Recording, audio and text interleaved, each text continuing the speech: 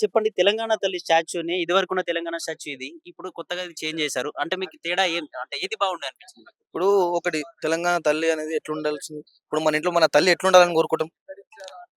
అహంకారం మన నగలేసుకొని మంచిగా నిండుగా ఉండాలని కోరుకుంటాం గానీ, ఇదే రేవంత్ రెడ్డి భార్య, ఇదే రేవంత్ రెడ్డి అమ్మ, రేవంత్ రెడ్డి కూతురు ఇట్లనే ఉన్నారా?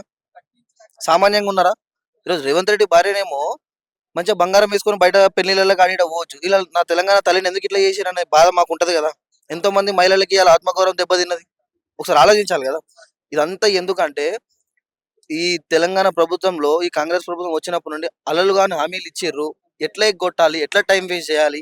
అని చెప్పి ఇట్లాంటిది ఒకటి టీజీ నుండి టీఎస్ నుండి టీజీ ఇట్లా తెలంగాణ తల్లిని ఇట్లా మార్పడం ఇట్లాంటివి చేసి చిల్లర పనులు చేస్తుండే రేవంత్ రెడ్డి అని నేను చెప్తున్నాను.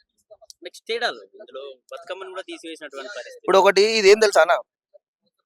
ఇది మన కాంగ్రెస్ పార్టీ సింబల్ ఇది. చేయి గుర్తు అనేది కాంగ్రెస్ పార్టీ సింబల్. ఇంకా లేనిది ఏంటంటే ఒక వైట్ కలర్ది ఏమన్నా ఉంటే ఇక్కడ కాంగ్రెస్ పార్టీ కూడా ఉంటుండే. అంటే కొంచెం దీవిచ్చినట్టు కూడా ఉంటుంది. దీవిచ్చినట్టు ఎట్లా ఉంది? ఇప్పుడు బతుకమ్మ లేదు కదా ఇక్కడ. బతుకమ్మ అంటేనే మన తెలంగాణలో కాదు యావత్ ప్రపంచ దేశాలలో కూడా ఎంత ఘనంగా చేస్తాం.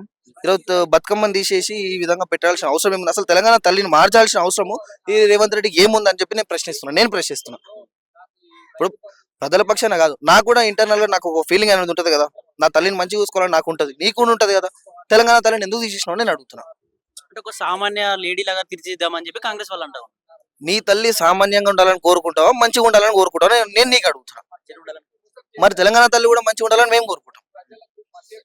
అసలు అవసరం ఏముంది తీసేయాల్సింది నేను అడుగుతున్నా.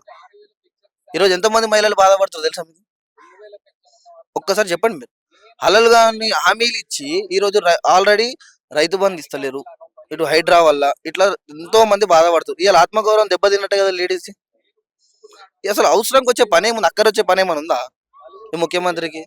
ఎందుకు ఏం అవసరం చెప్పండి? చాలా డిఫరెన్స్ ఉంది. చాలా మంది బాధపడుతారు. కొత్త స్టాచ్యూ బాగుందంటారు. పాత స్టేజ్ నేను ఒక్కడికి నా ఇంటర్నల్ ఫీలింగ్ కాదు, తెలంగాణ సమాజంలో ఉన్న మహిళలందరూ కోరుకుంటుంది అది. ఈరోజు ఎంతమంది బాధపడుతారో ఒకసారి తెలుసుకోండి మీరు కూడా. మాకంటే ఎక్కువ మీకే తెలుస్తుంది కదా, ఒకసారి తెలుసుకోండి.